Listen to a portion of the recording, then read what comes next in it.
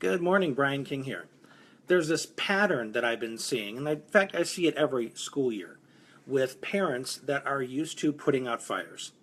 They're used to harping their kids, staying on their case, giving them a hard time, making them do what they're supposed to do. Then their kid hits a stride, then they back off. The problem with this is, and I see this with my clients all the time, they think because there isn't a crisis, it means there's no work to do. That, okay, I'm not having to yell at my kid today. Okay, my kid's not getting sent to the principal's office. I'm not getting a call from the school today. Everything is fine. And they pull back from their efforts. And this is disastrous thinking, okay? Let's think about the rest of our lives. When you're driving, even though your car is going straight, you're not changing lanes. Does that mean you stop steering? Only if you want to end up in the ditch. You have to keep messing with the steering wheel to keep it flying right, to keep it going straight, to keep it on the road, to keep it from crashing. There's always the necessity of those little tweaks of maintaining the course that you're on. I said this to a client yesterday who said, oh man, we're off to a great start. Everything is going fine. And it's looking like we don't have anything to worry about. I said, hold on. We need to find out what's making it work. Because the beginning of the school year, my own boys included, have just seemed to really ease into the year. Everything seems to be going smoothly. This could, I'm not saying it will be, this could be a honeymoon period. They're excited about the newness. They're excited, they have a sense of wonder because they're in a new school with new people and they're just taking it in. It doesn't mean problems won't arise. So the advantage here is not for me to sit back, kick up, and take my eyes off the ball. The advantage here is to look and see what is helping you have this experience of school. What are you thinking? What are you doing? What are your expectations? What are your beliefs about the way things are working?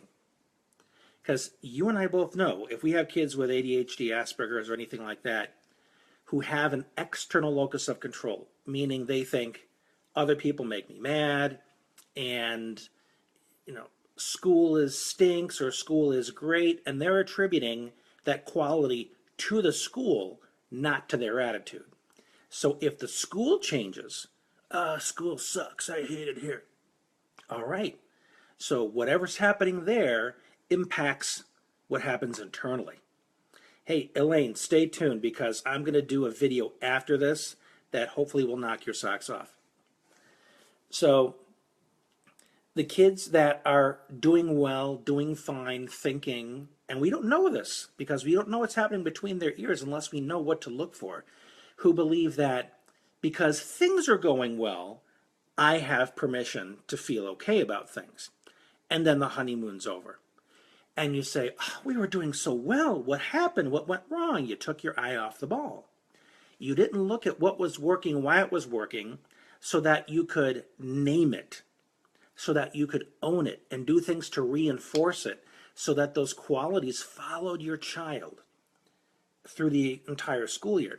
Like I mentioned a little bit ago to this client I was talking about, if your kid is having an unusually good start to the year, that's not the time to break out the confetti and the party hats, okay? That's the time, again, to analyze what's working, why is it working, so that your child can turn these things into habits that will continue. Just had a little glitch there in the matrix. So that's what I really want you to consider, that good times don't mean you get to kick back and put your feet up. Not that I'm saying it isn't good to relish those positive moments. It is. You don't want to be always chasing after the fire with the fire truck. But you do need to be mindful. You do need to be aware of the fact that good times don't happen by themselves. Good times happen because of something we're doing, something we're thinking. And we need to identify what these things are so we can keep doing them. And this is especially important for our kiddos who historically struggle and react to the world.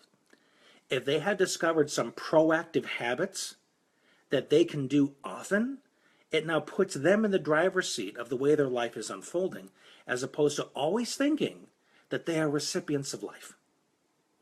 So this is good policy for the parents as well as good policy for the kids. So I want you to think about this because it's very, very important. There's always something to be working on. Just because there's no crisis doesn't mean there are no growth opportunities. It doesn't mean that you can slack off. I mean, any parents that I know this. It's not a time to catch up on the things you've been putting off and let your child to their own devices, especially when they historically struggle. This is the time to sit back and watch and ask yourself and your child, what's working? What's helping this go well? What's different about this time as opposed to previous times? Make it concrete.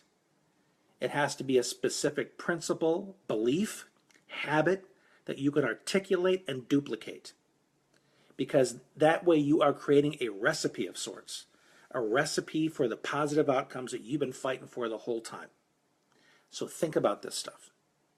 Hopefully this little nugget has been helpful. If so, make a comment, let me know how it is helpful. PM me if you have some questions. And Kathy, you can watch from the beginning. You'll get it all. And share this with others. And stay tuned because I've got a couple phone calls for the next, 90 minutes or so.